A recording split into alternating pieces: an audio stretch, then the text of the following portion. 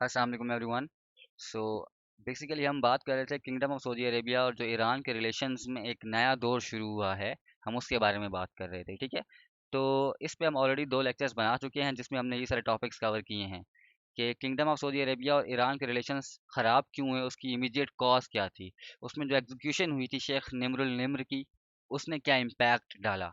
ठीक है, फिर डिप्लोमेटिक टाइज कट हो गए, कितने सालों के लिए कट हुए, और इन डिप्लोमेटिक टाइज कट होने के बाद दोनों कंट्रीज़ ने कैसे कोशिश की कि दूसरे कंट्री को हम नीचा दिखाएं। ये हमने चीज़ें पढ़ी। उसके बाद जो ट्रैक टू डिप्लोमेसी स्टार्ट हुई, हमने उसको पढ़ा था। उस ट्रैक टू डिप्लोमेसी के नतीजे में इवेंचुअली आपके पास एक एग्रीमेंट साइन हो गया, मुआहिदा साइन हो गया सऊदी अरेबिया और ईरान के दरमियान, हमने वो भी पढ़ा था। उस मुआहिदे के जो अहम नुकात थे, उस एग्रीमेंट के जो इंपॉर्टेंट क्लॉजेस थी, पॉइंट्स थे, हमने उसको डिस्कस किया। और जो हिडन पॉइंट्स थे, हिडन क्लॉजेस थी, हमने वो भी पढ़ी समझी। ठीक है, तो अगर आपने वो वीडियोस नहीं देखी तो उनके लिंक आपको डिस्क्रिप्शन में मिल जाएंगे, वहाँ से वो पढ़ लो, वो समझ लो, वो देख लो, और फिर यहाँ से कंटिन्यू करना। तो आज हम बेसिकली बात करेंगे रीजंस की, इंटरेस्ट की, वजूहात की, कि वो क्या वजह थी, वो क्या रीजंस थी जिनकी वजह से आ, सऊदी अरेबिया ने, ईरान ने ये एग्रीमेंट साइन किया। ठीक है, उसके अलावा चाइना ने मीडिएटर मीडिएटर का रोल प्ले किया है, तो क्यों किया है। ठीक है, तो हम इसके बारे में बात करेंगे। ये जो पार्ट 3 है, इसमें मेरा प्राइमरीली फोकस होगा चाइना पे और किंगडम ऑफ सऊदी अरेबिया पे। पार्ट 4 में मेरा फोकस होगा ईरान पे। ठीक है,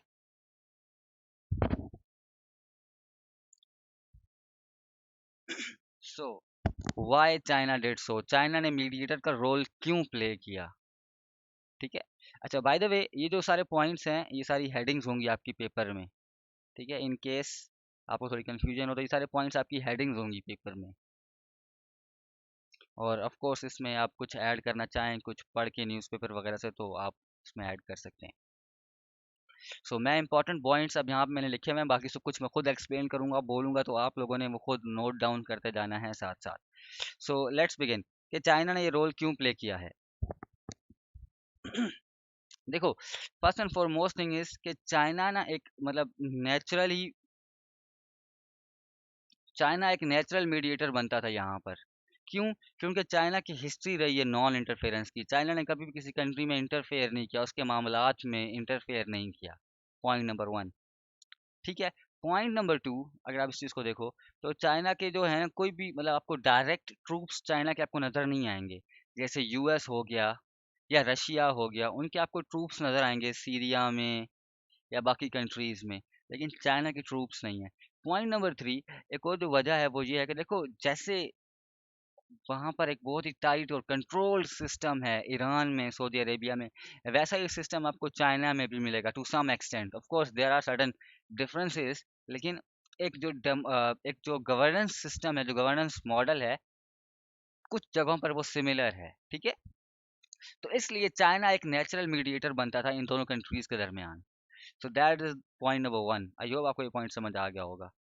तो इस वजह से चाइना ने ये रोल प्ले किया। Point number 2, the largest importer of gulf oil. देखो, चाइना जो है ना, वो गल्फ रीजन का सबसे बड़ा इंपोर्टर है as far as oil is concerned. मैं सिर्फ ऑयल की बात कर रहा हूँ। ठीक है, ऑयल हो गया, इसका चाइना सबसे बड़ा इंपोर्टर है। अब चाइना ने क्या किया है, देखो, एक चीज़ याद रखना। According to some reports, world bank की और बाकी जो बड़े इदारे हैं उनकी रिपोर्ट्स के मुताबिक, बाय 2028, ठीक है, 2028 तक जो चाइना है ना, वो दुनिया की सुपर पावर तो नहीं, सुपर इकोनॉमिक पावर बन जाएगा। मतलब चाइना दुनिया की लीडिंग इकोनॉमी होगा बाय 2028, यानी कि ये यूएस की इकोनॉमी को सरपास कर जाएगा 2028 में। ठीक है, अगर अब चाइना ने अब इतनी बड़ी इकोनॉमी बनना है, इकोनॉमिक सुपर पावर बनना है, तो चाइना को उसके लिए चाहिए कि उसकी इंडस्ट्रीज ग्रो करें, जो अभी भी ग्रो कर रही हैं, और वो करती रहें। ठीक है ना, तभी ये पॉसिबल होगा। अब इंडस्ट्रीज की ग्रोथ आपको पता है, इंडस्ट्री कब चलती है, उसकी ग्रोथ कब होती है, जब वो उसको मतलब आप कह लो कि जो उसकी हाइड्रोकार्बन्स की सप्लाई है वो कंटिन्यूअस रहेगी, तब होगा ना। अगर अचानक से ऑयल की सप्लाई रुक जाएगी तो इंडस्ट्रीज तो ग्रो नहीं कर पाएंगी। तो चाइना ने इसीलिए अपने इंडस्ट्रियल सेक्टर को बचाने के लिए, अपनी ग्रोथ को और अपना असर और रसूख को बढ़ाने के लिए, अपनी इकोनॉमी को स्टेबल करने के लिए, इकोनॉमी को बड़ा करने के लिए, अब इसमें जो भी पॉइंट्स लिख लो, ठीक है, बड़ा करने के लिए, स्ट्रॉन्ग करने के लिए चाइना ने यहाँ पर ये कदम उठाया है कि इस रीजन में स्टेबिलिटी रहे। ठीक है, ताकि जो ऑयल सप्लाई है मेरे पास जो आ रही है वो स्टेबल रहे, वो आती रहे। ठीक है, तो इससे इवेंचुअली क्या होगा, एज ए कंट्री चाइना खुद भी ग्रो करेगा। तो चाइना चाइना ने इसलिए यहाँ पर ये मीडिएटर का रोल प्ले किया है ताकि इस कंट्री में स्टेबिलिटी आ जाए, ठीक है, और जो ऑयल सप्लाई है वो रुके नहीं। Make sense? So this is point number 2। इसी के साथ जो थर्ड पॉइंट है मैंने अलग से लिखा है, आप इसको इकट्ठा भी कर सकते हो सेकंड पॉइंट के साथ। वो ये है कि देखो, यमन में चल रही है वॉर, ये तो आपको पता ही है ना। उस वॉर में एक तरफ आपके पास है किंगडम ऑफ सऊदी अरेबिया, उसके अगेंस्ट लड़ रहे हैं। मैं मतलब मोटी मोटी टर्म्स में बोल रहा हूँ, ठीक है। एक तरफ है आपके पास kingdom of Saudi Arabia, plus जो यमन की गवर्नमेंट है वो, दूसरी तरफ है आपके पास हूती रेबल्स, और इनको सपोर्ट कर रहा है ईरान, ठीक है। अब हुआ क्या है कि इनकी जंग आपस में चल रही है यमन में। अब हूती रेबल्स ने किंगडम ऑफ सऊदी अरेबिया में जो अटैक किए हैं, जो मिसाइल अटैक किए हैं, वो किंगडम ऑफ सऊदी अरेबिया की जो ऑयल फैसिलिटीज हैं उसके ऊपर किए हैं, ठीक है। और 2019 में एक इतना बड़ा अटैक हुआ था किंगडम ऑफ सऊदी अरेबिया की ऑयल फैसिलिटीज पे, कि दुनिया की 5% जो ग्लोबल ग्लोबल आउटपुट जो ऑयल की है वो डिसरप्ट हो गई थी। 5%, पूरी दुनिया की जितनी भी ऑयल प्रोड्यूस हो रहा है ना, समझ लो उसका 5% मुतासिर हो गया था उस एक अटैक की वजह से जो किंगडम ऑफ सऊदी अरेबिया पे हुआ था। यानी कि इतनी इतनी मतलब आप समझ सकते हो इसका इतना बड़ा ये कारनामा कह लो, या सेटबैक था सऊदी अरब के लिए भी, ठीक है। तो चाइना को इससे भी बड़ा खतरा है कि ऐसा ना हो कि ये जंग इन दोनों कंट्रीज के दरमियान इतने बढ़ जाए कि इवेंचुअली फिर हमारी जो ऑयल सप्लाई है वो डिस्टरप्ट हो जाए, ठीक है। अब हूती रेबल्स को सपोर्ट करता है ईरान, ठीक है, और जो यमनी गवर्नमेंट है उसको सपोर्ट कर रहा है किंगडम ऑफ सऊदी अरेबिया। तो इसलिए किंगडम ऑफ सऊदी अरेबिया और ईरान के जब रिलेशंस अच्छे होंगे, तो ये जो यमन का मसला है, इस ये भी थोड़ा सा बेहतर हो जाएगा या सोल्यूशन की तरफ जाएगा। अभी आपको पता होगा रिसेंट टाइम्स में जो किंगडम ऑफ सऊदी अरेबिया है, यहाँ से कुछ ऑफिशियल्स गए थे, जाके वो हूती रेबल्स के ऑफिशियल्स से मिले हैं वहाँ पर, ठीक है। और प्रिजनर ऑफ वॉर जो प्रिजनर एक्सचेंज का काम भी हुआ है। खैर वो एक अलग वीडियो में हम बात करेंगे। अभी के लिए ये समझ लो कि ये भी एक इम्पॉर्टेंट पॉइंट है, इस वजह से भी चाइना ने ये रोल प्ले किया है, ठीक है। सो बाकी जो यमन वाला पोर्शन है, ये मैं यमन पे एक सेपरेट वीडियो बनाऊंगा, या फिर जब मैं इम्पैक्ट्स की बात करूंगा, इस डील के क्या इम्पैक्ट्स हैं, तो उसमें हम यमन को सेपरेटली पढ़ेंगे। नाउ एक और बात, डाइवर्सिफाइंग इट्स ऑयल सप्लाईज। देखो एक और इम्पोर्टेंट पॉइंट जो है वो ये है कि चाइना अपनी ऑयल सप्लाईज को डाइवर्सिफाई कर रहा है, ठीक है। चाइना चाइना खुद चाइना के पास खुद तो ऑयल है नहीं, ठीक है। चाइना ऑयल इंपोर्ट ही करता है, रशिया से इंपोर्ट कर रहा है। इसी तरह से ईरान के साथ चाइना ने डील की है, ठीक है ना, कि 25 ईयर्स तक उनका एग्रीमेंट हुआ है, जिसमें 25 साल तक चाइना को जो है वो चीप रेट्स पे तेल मिलेगा। लाइकवाइज केएससी से भी चाइना अच्छा खासा ऑयल खरीदता है। तो चाइना क्या कर रहा है, चाइना अपनी जो ऑयल सप्लाईज है उनको डाइवर्सिफाई कर रहा है, ठीक है। उसकी वजह ये है कि देखो, एक कंट्री पे आप रिलाय करते हो ना, तो फिर आप पता नहीं है कि कल को क्या हो सकता है। जैसे फॉर एग्जांपल चाइना अगर सिर्फ रशिया से ऑयल बाय करता, इन दो कंट्री से बाय नहीं करता, तो रशिया पे देखो जंग चल रही है, रशिया के वेस्ट के साथ ताल्लुकात भी ठीक नहीं है, ठीक है ना। इसके अलावा चाइना और रशिया का पास्ट भी रहा है जिसमें इनकी बॉर्डर क्लैशेस चलती रही हैं, चाइना और रशिया की, ठीक है। तो इस वजह से भी चाइना अपने जो ये चीज़ें हैं ऑयल सप्लाई उसको डाइवर्सिफाई कर रहा है, ताकि एक कंट्री पे डिपेंडेंट ना रहूं। कल को कुछ होता भी है तो मेरे पास ऑप्शन बी और ऑप्शन सी भी होगा, ठीक है। और ये यही वो पॉइंट है जहाँ पे पाकिस्तान जो है वो बहुत सफ़र करता है, कि हम जो है ऑयल डिपेंडेंट हैं तो वही की कंट्री पे हैं, ठीक है। फिर हमें जो वो कहता है तो हमें वो करना पड़ता है। खैर हमारी इकोनॉमी भी एक इसकी रीज़न है, लेकिन having said that, but the point is कि चाइना यहाँ पर अपनी ऑयल सप्लाईज को डाइवर्सिफाई कर रहा है। फिर एक्सपेंशन ऑफ बीआरआई, चाइना जो है अपना जो बेल्ट एंड रोड इनिशिएटिव, इतना बड़ा एक एम्बिशियस प्रोजेक्ट जिस पे काम कर रहा है, चाइना उसको एक्सपैंड करना चाह रहा है, जितने इंपॉर्टेंट कंट्रीज हैं उसको इंक्लूड कर रहा है। इसमें किंगडम ऑफ सऊदी अरेबिया को भी चाइना चाह रहा है कि वो ऐड हो जाए।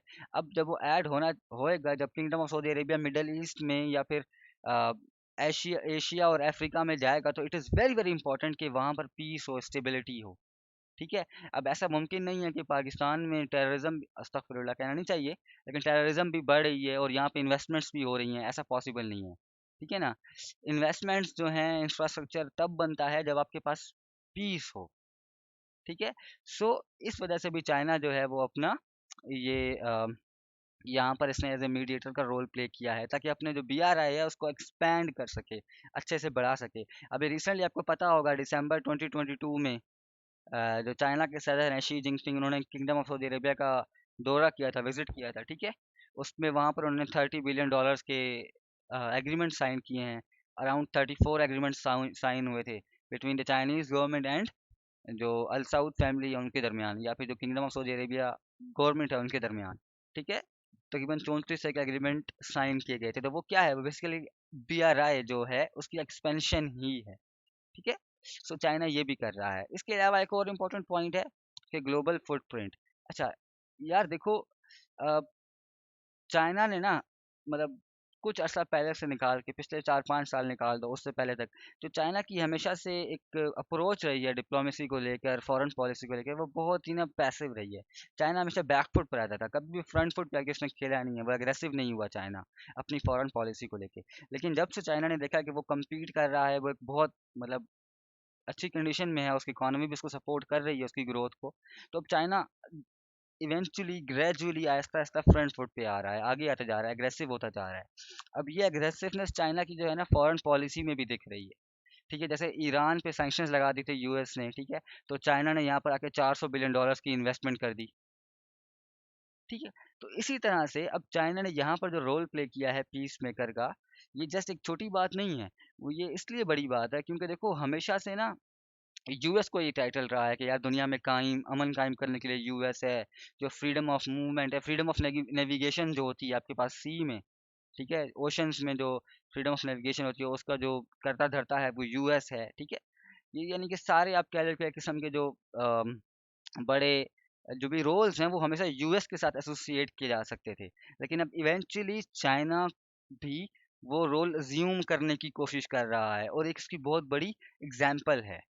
ठीक है, इसी तरह आप देखो कि जो आपके पास ग्लोबल वार्मिंग है, ठीक है, इस पे जो पेरिस क्लाइमेट एग्रीमेंट था उस पे यूएस ने विड्रॉ कर लिया था, ट्रम्प एडमिनिस्ट्रेशन ने विड्रॉ करा लिया था। लेकिन चाइना ने कहा कि नहीं, हम पेरिस क्लाइमेट एग्रीमेंट के साथ जुड़े हुए हैं और हम ग्लोबल वार्मिंग पे काम करेंगे। ठीक है, हम इवेंचुअली ग्लोबल वार्मिंग के जो भी गोल्स हैं उसको रोकने के लिए उस पे हम काम करेंगे। तो चाइना इवेंचुअली सामने आ रहा है ग्लोबल फुटप्रिंट पे, खुद को शो कर रहा है, शोकेस कर रहा है अपनी चीज़ों को, अपने जो उसके पास एक कैपेबिलिटी है उसको, कि यार नहीं मैं भी आई एम समथिंग। ठीक है, सो ये चीज़ है कि चाइना अपना जो ग्लोबल फुटप्रिंट है वो बढ़ा रहा है in the form of a peace maker कह लो आप।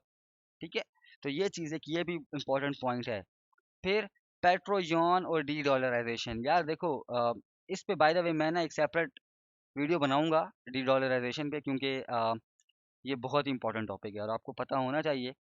लेकिन अभी के लिए इतना समझ लो कि यार देखो, यूनाइटेड स्टेट्स ऑफ अमेरिका इस टाइम पे दुनिया की सुपर पावर है। ठीक है, अब किसी कंट्री को अगर यूएस ने बात मनवानी है ना, फॉर एग्जांपल कोई एक स्ट्रॉन्ग कंट्री है, फॉर एग्जांपल जैसे रशिया हो गया, अब रशिया और यूक्रेन की जंग शुरू हो गई। अब यूएस रशिया डायरेक्ट तो कन्फ्रंट कर नहीं सकते, मतलब इतनी सोफिस्टिकेटेड अपडेटेड वेपनरी है इनके पास, है इनके पास मिलिट्री इक्विपमेंट है। तो यूएस क्या करता है, यूएस जो है वो सैंक्शंस लगाता है रशिया पे, और रशिया की इकोनॉमी को क्रिपल कर देता है शुरू में। अब तो रशिया की इकोनॉमी ने बाउंस बैक किया है because of China and other things, but initially Russia को बहुत मतलब उसकी इकोनॉमी ट्रिपल कर रही थी। ठीक है, यूएस की सैंक्शंस की वजह से। अब यूनाइटेड स्टेट्स की सैंक्शंस इतनी इफेक्टिव क्यों होती हैं, आपने देखा होगा यूएस सैंक्शंस लगाता है, वही कल को लगा दी, ईरान पे सैंक्शन लगा दी थी, इससे पहले नॉर्थ कोरिया पे है, ठीक है, वेनेजुएला पे है, रशिया पे सैंक्शंस हैं। तो क्यों? वो इसलिए कि जो इंटरनेशनल ट्रेड हो रही है आपके पास मोस्टली वो डॉलर में हो रही है। ठीक है, और अगर आपको मैं लेमैन टर्म्स में ये बात समझाऊं तो डॉलर का सारा जो इनफ्लो आउटफ्लो है वो यूएस की तरफ से है। ठीक है, जब यूएस सैंक्शंस लगाता है तो डॉलर्स का जो इनफ्लो है किसी भी कंट्री की तरफ वो रुक जाता है। ये सिंपल टर्म्स में बता रहा हूँ आपको मैं। ठीक है, जब यूएस सैंक्शंस लगाता है तो जो यूएस की जो करेंसी है वो रुक जाती है, उसका इन्फ्लो इन कंट्रीज में होना, तो उनकी इकोनॉमी भी बहुत क्रिपल करती है, मतलब स्ट्रगल कर रही होती है फिर। ठीक है, so this is the main point.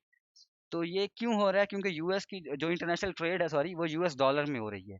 अब चाइना क्या कर रहा है, चाइना जा रहा है डी डॉलराइजेशन की तरफ। चाइना कह रहा है कि नहीं भाई, हमने जो इंटरनेशनल ट्रेड है वो डॉलर में नहीं करनी। ठीक है, हम लोकल करेंसीज में करते हैं। ठीक है, चाइना ने तकरीबन 32 कंट्रीज के साथ करेंसी स्वैप एग्रीमेंट किया हुआ है। उसका मतलब है कि आप अपनी करेंसी में हमारे साथ ट्रेड करोगे, हम आप अपनी करेंसी में आपके साथ ट्रेड करेंगे। ठीक है, आप हमसे कोई चीज़ खरीदते हो, हमारी करेंसी में खरीदो, हम आपसे कोई चीज़ खरीदेंगे, आप अपनी करेंसी में खरीदो, मतलब हमसे हम आपकी करेंसी में लेंगे। ठीक है, तो क्या करें, उन्होंने क्या किया, उन्होंने जो डॉलर का दरमियान में एक था ना ब्रिज, उसको ख़त्म कर दिया है। और कोशिश कर रहे हैं। अभी इंडिया भी यही काम कर रहा है। इंडिया तकरीबन 18 मुल्कों के साथ अब रुपी में ट्रेड करेगा, अपनी करेंसी में। ठीक है। सो ये चीज़ हो रही है। इससे चाइना क्या कर रहा है, डी डॉलराइजेशन कर रहा है। अच्छा, इस डी डॉलराइजेशन में हम आईएमएफ वगैरह के बारे में भी पढ़ेंगे जब हम वहां पर पहुंचेंगे तो। लेकिन अभी आई होप आपको ये पॉइंट समझ आ गया होगा कि चाइना ये सब कुछ क्यों कर रहा था। Now let's talk about the kingdom of Saudi Arabia. Video यार लंबी हो गई है, तो किंगडम ऑफ सऊदी अरेबिया के बारे में हम नेक्स्ट वीडियो में बात करते हैं। अभी के लिए इतना काफ़ी है। Thank you very much. Stay blessed. Allah हाफिज़।